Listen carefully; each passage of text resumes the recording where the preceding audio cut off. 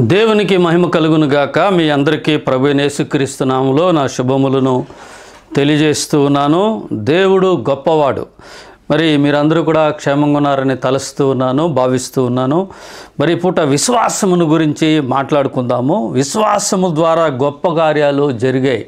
విశ్వాసం వలన గొప్ప గొప్ప కార్యాలను దేవుడు కూడా చేశాడు. హల్లెలూయా. ప్రజలు విశ్వసించినప్పుడు తద్వారా దేవుడు గొప్ప కార్యాలు చేశాడు.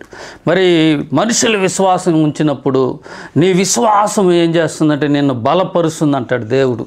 కాబట్టి మనుషులు విశ్వసించినప్పుడు దేవుడు వాళ్ళలో ఏం చేశాడంటే గొప్ప కార్యాలను అయితే చేశాడు. అందుకు తార్కాణంగా లూకా సువార్త 5వ అధ్యాయం ఏం చేద్దామంటే 20వ వచనాన్ని చూద్దాం. ఆయన వారి విశ్వాసమును చూచి మనుషుడా నీ పాపములు క్షమింపబడి ఉన్నవని వానితో చెప్పగా అంటాడు. దేవునికి మహిమ కలుగును గాక. హల్లెలూయా. Praise the Lord. దేవుడు గొప్పవాడు. హల్లెలూయా. మరి ఇక్కడ విశ్వాసమును గురించి ఏం చేస్తున్నాడంటే మాట్లాడుతున్నాడు. మరి ఇక్కడ మనకు ఏం చేస్తాయంటే పై వచనాల్లో పక్షవాయువు కలిగినటువంటి వ్యక్తి, మరి అతడు ఎంత వయసు కలిగిన వాడు, మరి కుర్రాడా, మధ్యలో ఉన్నాడా, ముసలి వ్యక్తి అని మనకు తెలియదు. కానీ ఒక ఇంటి వాకిట మనుషులు ఆయన ఇంటి ఉన్నాడని అనేకులు కూడి వచ్చారు. మార్క్స్ వార్త 2వ అధ్యాయంలో ఉంటుంది ఈ మాటలన్నీ కూడా. మరి ఆ ఇల్లంతా కూడా యేసు ప్రభు వారు మాటల చేత ఏం చేయబడిందంటే నింపబడింది.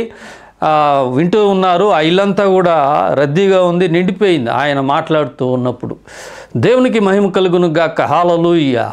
మరి అటువంటి సందర్భంలో ఈ మనుషుడు ఏం చేశాడంటే ఇంటి ఒకటి స్థలం కూడా నిలుచుకోవటానికి స్థలం లేనప్పుడు ఏం చేస్తూ ఉన్నాడంటే అది పెంకుటిల్లు అని మనకు వాక్యం చెప్తుంది.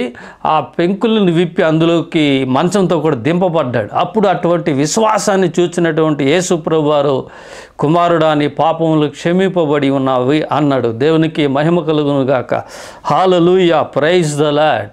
వాడిని లేచి మంచం ఎత్తుకొని నడుమని చెప్పాడు. వాడు స్వస్థత పొంది వెళ్ళాడు. కాబట్టి ప్రియమైన వారలారా, విశ్వాసం ద్వారా గొప్ప గొప్ప కార్యాలను మనం చూస్తాం. మరి మీరు కూడా విశ్వసించండి, మరి నమ్మండి ఆయన యందు.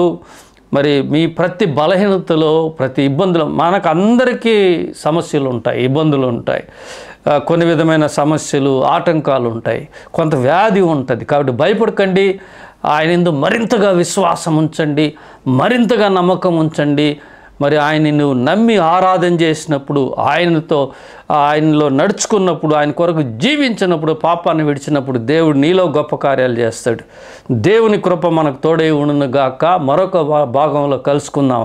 God bless you all. Praise the lord.